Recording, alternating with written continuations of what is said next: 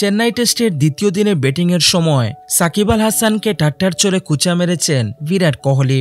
বোলিংয়ের সময় বারবার ইয়র্কার করায় তাকে মালিঙ্গার সঙ্গে তুলনা করেছেন এই ক্রিকেটার।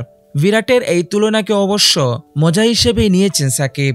একগাল হেসে বিষয়টিকে উড়িয়ে দিয়েছেন টাইগার এই অলরাউন্ডার। ঘটনাটি ঘটে ভারতের দ্বিতীয় ইনিংসের সময়। ইনিংসের কোনো এক পর্যায়ে নন স্ট্রাইকার প্রান্তে ছিলেন কোহলি, কাছেই ফিল্ডিং করছিলেন সাকিব।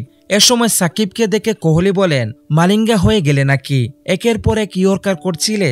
মাঠে শক্ত লড়াই চললেও মাঠের বাইরে সাকিবের সঙ্গে বেশ ভালো সম্পর্ক রয়েছে বিরাট কোহলির। বিভিন্ন সময় মাঠে তাদের কথোপকথন থেকে সেটা আন্দাজ করা যায়। কোহলি ও সাকিবের এই কথোপকথনও সেই বার্তাই দিয়েছে। সাকিবের সঙ্গে কোহলির এই ঠাট্টা মাঠের স্টাম্প মাইকে ধরা পড়ে। পরবর্তীতে তাদের এই কথোপকথনের একটি ভিডিও ছড়িয়ে পড়ে সামাজিক যোগাযোগ মাধ্যমে।